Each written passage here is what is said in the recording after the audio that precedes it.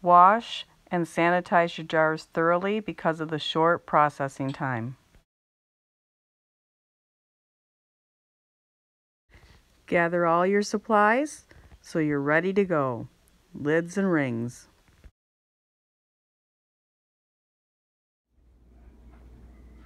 So this is Tammy from Rebelcanners, and I'm here with Rebecca, and we are going to teach Rebecca how to can milk today. So she has washed and prepared all of her pint jars. So say hi, Rebecca. Hi. So this is the face behind Rebecca on Facebook in our canning group, and this is her kitchen. She's graciously allowed us to come over and take a glimpse into her kitchen, and we're going to show her how to do milk today. So she's got all her jars prepared. She's got her milk sitting out, and we're going to fill her jars.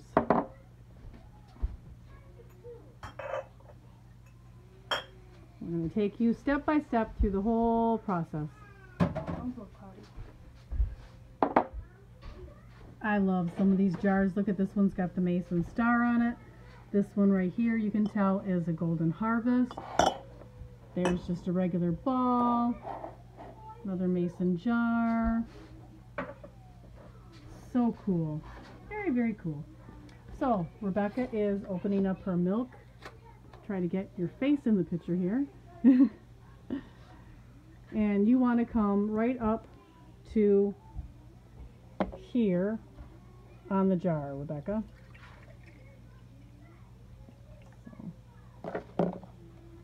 With school being out, we've gotten a lot of deliveries of milk, so trying to get rid of some of the extra. I think that's why everybody in the group has so many questions about it. Could be. So I just want to thank you for letting us come into your home and shoot a video and show them a new canner learning how to can. And I love your grandma's apron. That is so cool. Grandma's jars, grandma's apron, grandma's canner. Yeah, grandma would be very proud today.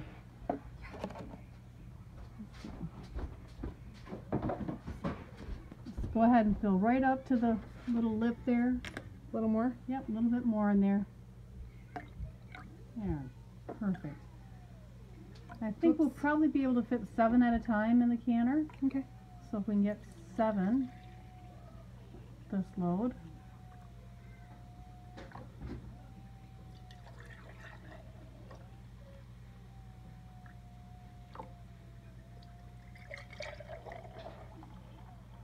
You guys will have to excuse the kids watching TV in the background, but you got to keep them occupied when you're busy in the kitchen.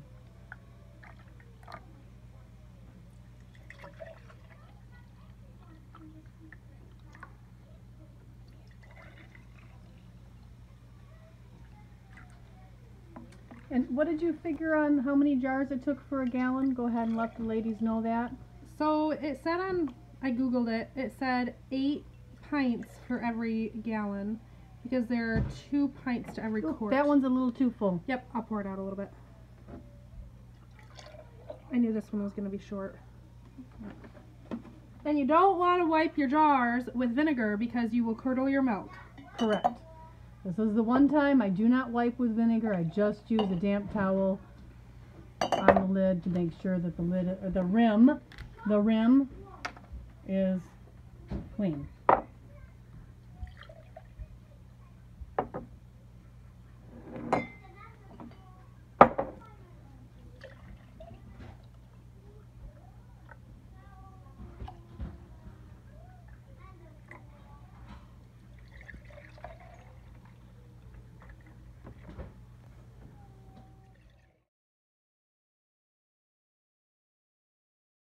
So Rebecca's now wiping off all the rims so that we don't have any food particles between the rim and the rubber on the lid.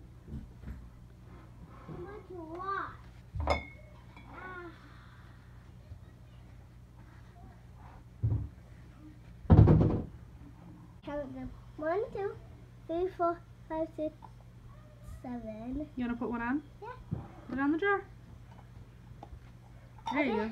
Good job. Can I try another one?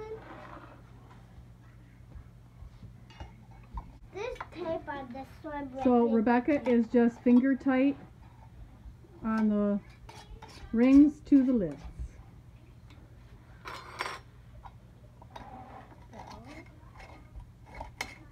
Getting them all ready to go in the canner. But they all is.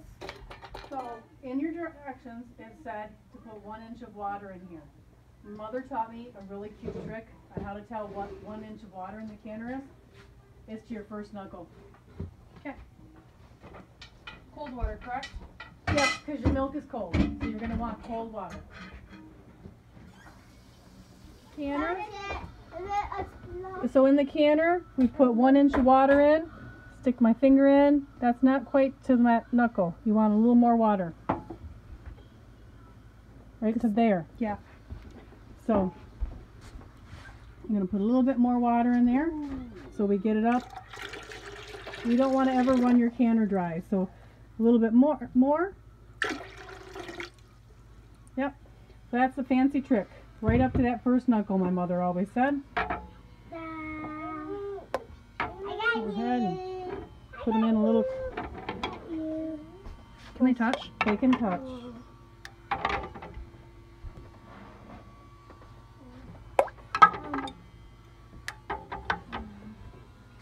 Nope, that one doesn't have a ring on it.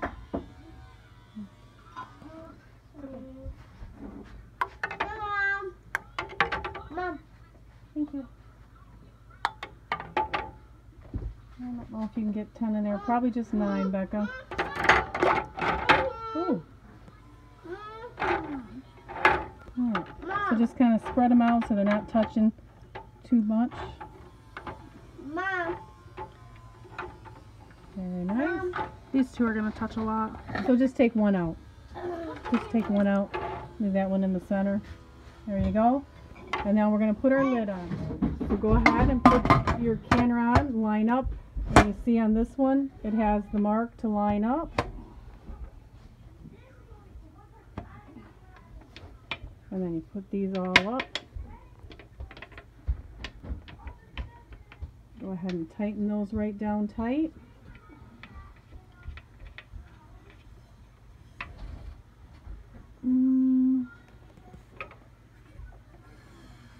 It's not. This one's got to open up. It's too quick. Needs to come out. There you go. It was already tightened. Somebody played with it. It's not meeting. Is it supposed to? It will once you get them all tightened down evenly. This one hasn't been tightened at all. Back in the back, so.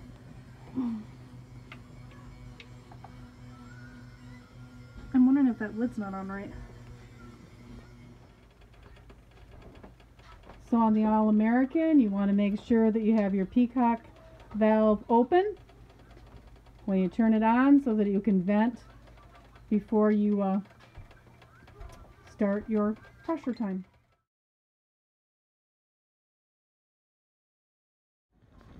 Okay, you can start seeing that it's starting to vent now. So we are going to go ahead and shut this down, and then we're going to wait till it comes up to 5 pounds of pressure on the gauge. Now ordinarily I'm in at 10 pounds of pressure area, so all of the things we can at 10 pounds of pressure. Milk is an exception to that, and so milk is only done at 5 pounds of pressure instead of their usual 10 I use. So just so you know, that's how I learned it. That's how I'm doing it. So you can see that we've reached 5 pounds of pressure on the gauge. We're going to go ahead and turn the canner off and take it off the heat and just let it set and come down to cool all on its own. They're All-American. It's leaking a little bit right there around the outside. That is perfectly normal with this kind of canner. So the pressure is now down. The canner is now cooled off to touch. So we're going to go ahead and take them all off there. I don't know why I have a pot holder. Now open it away from you, because there is still some steam. I know, I was so. doing this. Yep.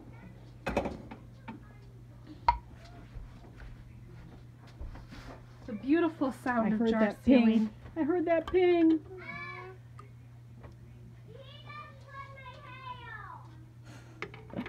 love kids. Yes. Very much so.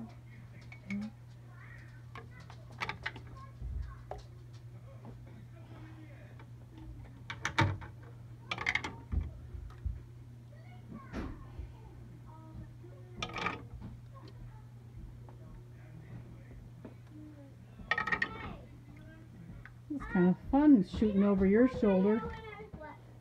Go.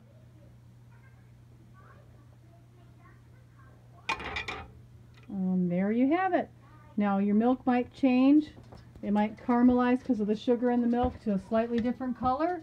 That's perfectly normal. But your milk is now shelf-stable. Just make sure that they all seal. Any that don't seal, put back in the refrigerator and use right away. Thank you. See you on the next episode of Rebelcanners. Don't forget to hit that like button and follow us on Facebook.